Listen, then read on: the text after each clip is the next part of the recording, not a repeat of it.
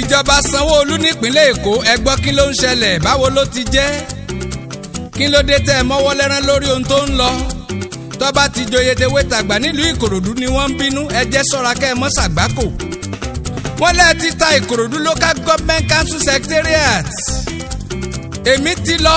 mo dé Ìkòròdú local government council secretariat mo rí i pé legislative complex tálága Ìkòròdú local government council ń kọ́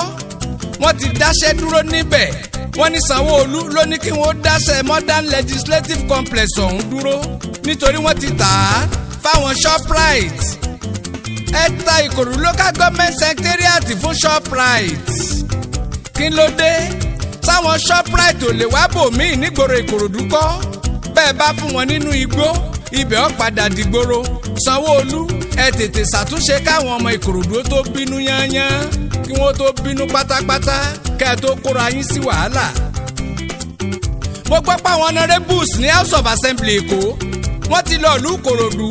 wọ́n ti lọ Ìkòròdú local government council secretariat wọ́n ti fi gbogbo wa lọ́kàn balẹ̀ pé wọ́n lọ wábòmíì fún Shoprite complex ohun tá a gbọ́ bí àhesọ ni pé lọ́wọ́ alágbára nínú o wọ́n tiẹ̀ sọ pé deputy governor ìpínlẹ̀ Èkó lọ́wọ́ nínú tó wà ńlẹ̀. Ológundúdú dé o èmi la tọpinpin ọ̀rọ̀ tí wádìí ọ̀rọ̀ fínífíní ohun tó bá fẹ́ jẹ aráàlú níyà tá a bá gbọ́ dandan ni a pariwo títalẹ̀ Ìkòròdú local government council secretariat Ìkòròdú ó yẹ kí gbogbo wa jọmọ̀ díẹ̀ èrò lọ́bẹ̀ gbẹ̀gìrì tẹ́ ẹ bá ṣe tán tó bá dà á pọn tọ́wọ́ di tọ́wọ́ ìjọba ò ní ká tára oko ò lè wálé tára ilé ò lè jáde sí gbangba Ọlọ́run ò ní jẹ́ kí ìjọba ó fọwọ́ hánu lórí tí ń rúgbó bọ̀ yìí bóyá lágbára ọlọ́pàá ọ̀ka ẹ jẹ́ kí ìjọba ó múra sílẹ̀ fún rògbòdìyàn ẹ lè ṣe bẹ́ranko ní rúgbó bọ̀ kó déèyàn. àwọn ẹbí sólébọ̀ tí wọ́n fún ìjọba nílẹ̀ nítorí káfí lè kọ́ Ìkòròdú local government council secretariat ṣẹ́nu wọn ó dùn tíjọba bá wá talẹ̀ ọ̀hún fáwọn Shoprite ìjọba kí ló dé kí ní ń ṣe yín gan-an tẹ́ ẹ ṣàdédé ń pa àwọn èèyàn lẹ́kún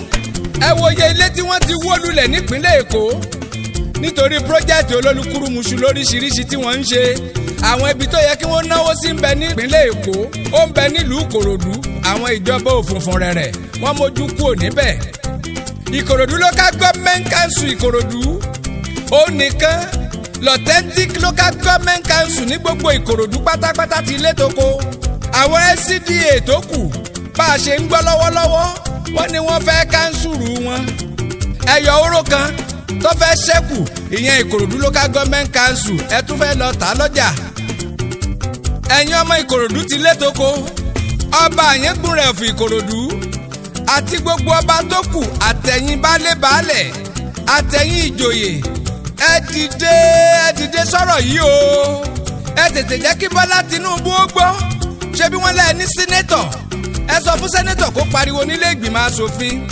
ẹ tètè jẹ́ kí Bọ́lá Tinubu ó gbọ́ wípé Sanwó-Olú gómìnà ìpínlẹ̀ Èkó ó fẹ́ ta Ìkòròdú local government council fún Shoprite wọ́n ní Sanwó-Olú fẹ́ gbé Ìkòròdú local government council lọ sínú omi wọ́n ní kí wọ́n relocate kúrò nígboro Ìkòròdú kí wọ́n máa lọ sórí omi ní Lagos road ó wá jẹ́bi tí wọ́n fẹ́ lọ kọ́ míì sí ó tó 3 miles sí roundabout Ìkòròdú ṣódà ẹ jẹ́ ká ṣírò iye owó táwọn òṣìṣẹ́ tí ń bẹ́ẹ̀ ó mọ̀ fi wọkọ̀ tí wọ́n mọ̀ fi wọkọ̀ lọ sí káńsù lójúmọ́ ẹ tún wo iye ẹni tí ń tajà ní sẹkítírìàtì Ìkòròdú tí wọn kì í ṣòṣìṣẹ́ ìjọba ṣé wọ́n lè bá wọn lọ ọ̀pọ̀ àǹfààní ni ó sọnù tẹ́ ẹ bá torí Shoprite lé wọn kúrò nígboro Ìkòròdú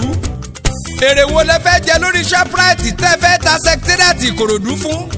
tó lè kájú òfò tẹ́ ẹ fẹ́ rí tẹ́ ẹ bá wo gbogbo ilé ńláńlá tó ń bẹ lọ́gbà local government council Ìkòròdú ètò ààbò wo lẹ fẹ́ ṣe níbẹ̀ níbi tí wọ́n ń kó wọn lọ tẹ́ ẹ fẹ́ ṣe fáwọn òṣìṣẹ́ gbogbo èèyàn ń bẹ nígboro wọn mí fúpefúpe pẹ̀lú gbogbo ìṣẹ̀lẹ̀ tí ń bẹ ní Nàìjíríà lọ́wọ́lọ́wọ́ kí lẹ fẹ́ ṣe táwọn ajínigbé bá ya wọ ọ́fíìsì wọn kí lẹ fẹ́ ṣe ṣé police station ló lè ràn wọ́n lọ́wọ́ tẹ́ ẹ bá kó wọn kúrò níbẹ̀.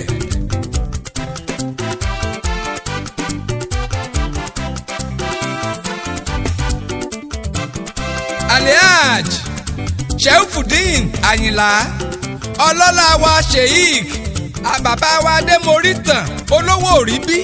ẹni rẹ̀ ọ̀nàrẹ́bù Babájìmí Benson tó lóye tó lọ́pọlọ níbo lẹ bọ́rọ̀ ọ̀hún dé níbo lẹ bá jàkadì ọ̀rọ̀ yìí dé ó yẹ ká bi yín níbo là ń rè. despite ìgbéjọba Ìkòròdú local government council lówó lọ́wọ́ ẹ lọ wàrà tálága wọn ń dá síbẹ̀síbẹ̀ lójúmọ́ gbogbo ayé ló ń ṣe sàdánkátà fún gbogbo iṣẹ́ ọpọlọ mo rí gbangba bó jẹ́ ni táràlú bọ̀wọ̀ fún bówó tí ń wọlé ṣe kéré tó ó ń ṣe bẹbẹ tẹ̀gàn lókù. ìgbà tẹ́ ẹ bá wá kó wọn kúò ní gbangba ìwọ̀nba àrà tí ń dá ṣó lè máa lọ bẹ́ẹ̀ ṣé ò lè tẹ̀síwájú sáràlú ó lè mọ́nítọ̀ ìjọba wọn tí wọ́n bá kó wọn lọ sórí omi ìjọba afowóṣòfò níjọba Sanwó-Olú wọn ti ń pariwo rẹ̀ tẹ́lẹ̀. kábíyèsí o aláyélúwà aláàfin Ìkòròdú àyẹ̀kùnrin ẹ jọ̀ọ́ ẹ má wòran ọ̀ràn yìí gẹ́gẹ́ bí mo ti wòran kankan bàbá wa Sólébọ̀ Ṣìfànímà Ṣàún kọ́ o ọ̀dọ̀fin Àgbáòyè sẹ́nẹ́tọ̀ Tókunbọ̀ Ábìrù ẹ bá wa sọ fún Bọ́lá Tinubu l'Àbújá kó gbọ́ o pé wọ́n ti ta sẹkítẹ́rìàtì Ìkòròdú local government council fáwọn Shoprite bí ọ̀nàrẹ́bù Agúnbíadé bàbá Ṣípa Káólì ẹ bá wa bí Sanwó-Olú ẹ bí Sanwó-Olú sẹ́ ẹ bí Sanwó-Olú bírọ̀ ní bòdòdó ni ẹ̀yin àgbààgbà tí ń bẹ nílẹ̀ Ìkòròdú ẹ dá sí ní tó wà ńlẹ̀. àwọn ọmọ yín ń bínú o ìdí tígún fi pa lórí ìdí tákàlàmàgbò fi yọ gẹ̀gẹ̀. Kábíọ́dún former deputy governor Èkó ìyẹn bàbá Ògúnlẹ̀yẹ a fẹ́ kí wọ́n ṣàlàyé káyé ó gbọ́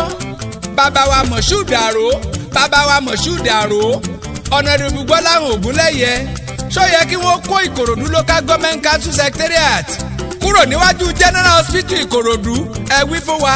ọ̀nàdìbò Abíọ́dún Ẹlẹ́ṣọ̀ọ́ ẹnjìnìà Olókùnọlá ẹnu yín láti lè mòótọ́ ọ̀rọ̀. bàbá wa Ṣẹ̀yẹ Ògúnlẹ́wẹ̀ former minister ọlọ́lá Rótìmí ṣíàmánù ìyá wa Mùtíát Àbẹ̀ní Ojúlárí ṣé ẹ bá wa rí bàbá wa ọlọ́lá Kazeem Alògbà ipa wo ni wọ́n ti kó lórí àríyànjiyàn tó ń lọ lọ́wọ́ ọlọ́lá Ọdẹ́sànyà ẹgbẹ́ ìgbésẹ̀ gidi tó nípọn ọ̀nàrẹ́bù Fẹ́mi Saheed ọ̀rọ̀ jàkọ́ àbájọba wọ̀dìmú bóyá wọ́n lè fún wa lálàyé ọ̀rọ̀. alàgbà Nurudeen Agbájé ìyàní jẹ́ pé mo fẹ́ràn pọ̀nmọ́ ẹ jẹ́ ká bi dókítà léèrè protéènì wo ní bẹ lára wọ ọ̀nàrẹ́bù Sanni Ganiyu ẹ̀sẹ̀ kọ́ ni ká gbòkú Èkó léyàn lórí ẹja odò ní pẹpẹ súùpù tó dùn jù. Adéwọlé Akínrógun ohun ìtìjú ni kí bàbá ìyàwó sùn nílé ọkọ ọmọ rẹ̀ kọ́tọ̀ ọ́ lé ohun tó tini lójú pọ̀ jolè lọ kò dáa kò yẹ kí Shoprite ó lé secretariat kúrò nígboro ẹnikẹ́ni tó bá lálàyé tó fẹ́ ṣe lórí ọ̀rọ̀ yìí kó jẹ́ á gbọ́ Ológundúdú tó ń padà bọ̀ ẹ má retí apá kejì orin bóyá o ìjọba lè ṣàlàyé ohun tí wọ́n rí kí wọ́n tó dorí ọwọ́ kodò lọ́bẹ̀ tí wọ́n bá bi yín léèrè wípé ta ló kọrin ewì sínú àwo kẹ́ ẹ sọ pé Kunle Ológundúdú ni èmi ọkọ sọ́jà ọkọ òṣèlú ọ̀kan ṣoṣo ọmọ líle tó dùn àbí ẹ má retí ọ̀rọ̀ Ìkòròdú local government council secretariat apá kejì ń bọ̀ nọ́mbà mi rèé